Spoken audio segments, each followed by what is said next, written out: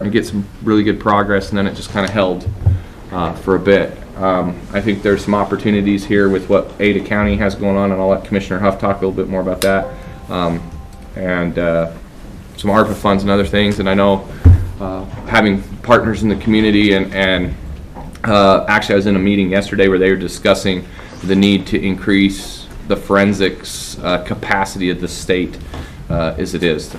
We've seen some high-profile cases such as the Daybell case and some of these other things across the state, which it's really started to wake the state up, and I think there might even be a push to try and line item it to actually create these forensics type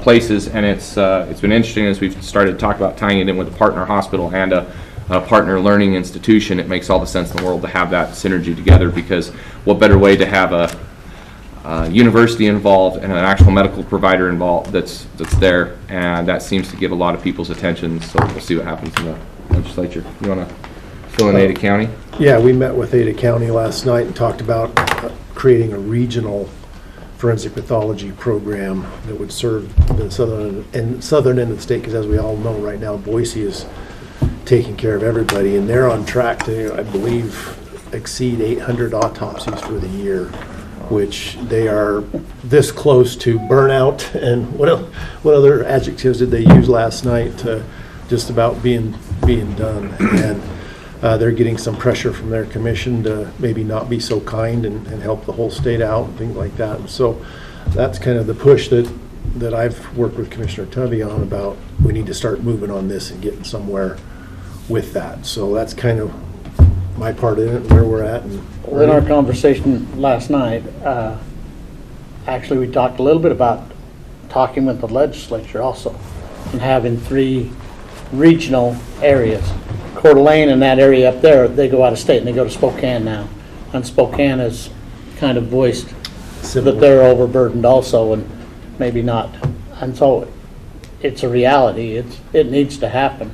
If we could get the legislature involved and have 3 places in the state, and Pocatello would be the ideal location. I mean, where the interstates meet and everything else. And we've already had some conversations with like Twin Falls County and some of the others that they would all come this direction. Yeah. So, and then the other thing that was interesting, right now they're doing, that's Ada County's coroner is down here doing training. Actually at the Emergency Operations Center out there. Mm-hmm. And some of the things that our coroner is learning and their roles and responsibility, there should be more autopsies being done than what we actually do. And so how do you pick and choose? The rule of thumb is 1 autopsy per 1,000 population. So if we start looking at our region, 90 just for our county. Yeah, 90, and currently I think we're doing like 12 autopsies. So in looking at the numbers for the region, it would be very easy to estimate our autopsy growth up to 240 a year very quickly if you just follow that federal rule of thumb of 1 per 1,000 population base. Yeah. But I will say that when we talked to them, they did caution joint ventures. As people change in different departments, if the contracts aren't right or somebody gets hurt, Well, and that's feelings, it's a challenge. And that's why I think it becomes critical in the kind of the entities and partners that you do partner with. And that's why I say having the university system there that can actually be the anchor. I mean, Idaho State's only been in existence since, what, 1902?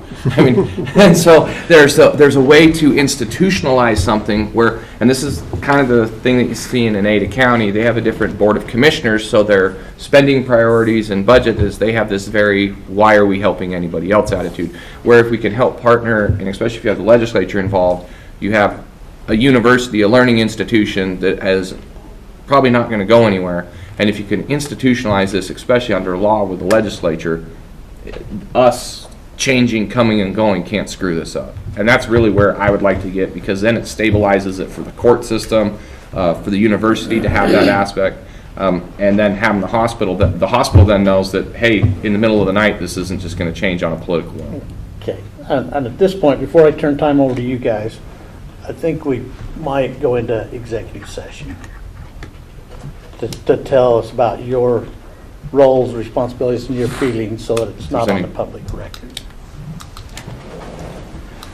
Okay, so just on their feelings about partnering Well, with us. if we talk about contracts and stuff like that. Concerns, contracts, stuff like At that, this anything time. in that way? Is there anything, Specifically yeah? about what contracts? What they're We need to be interested in, concerned their about. position, what they're interested Yeah. in. You have a contractual issue? It's on there. Yep. Yeah. Okay. I mean, if there, it would come on a narrow thing, like, it'd be pretty narrow in the way, like, if this is a special process they have, right, and that they don't want the public Let- to know, and it's May I- almost like a trade secret, that's where it'd be coming. May I ask just a point of inquiry? Do you guys need to, do you have a point where maybe, is there concerns that might come across the current personnel, elected officials that we would like to talk about first? Anything that way? Is there anything specific, because that does, because of how we're governed in rules, has to be in the open.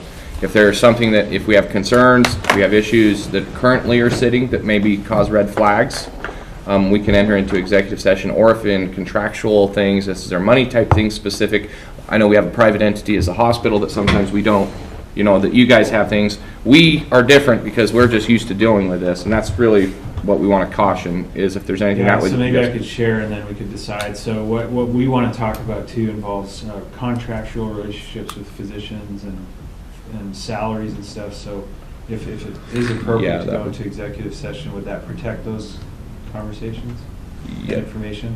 Because otherwise, we may not be wanting to share a lot of the details, which I think would help the conversation. Would you feel comfortable being vague with that and sharing that in the public, or would that information, would someone be able to deduce who it was? Yeah, because it's contractual and employment type discussions. It'd be a It's not normally something I would talk about openly in public. Okay. But would you be able to word it in a way that's vague enough that no one person would be identified? I don't think you probably. No, because No. Yeah, I think it'd be We- better. I think that's the We'll bring up purpose names. of the rule, Yeah.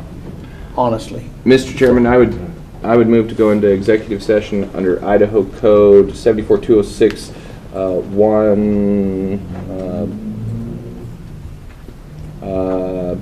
I'd say B, D, and E. I don't know what, E actually would probably be the best, involving matters of trade, commerce, or secrets. So it's their trade and commerce that we would be dealing with. Commissioner Mobley? Yes. Commissioner Tubby? Yes.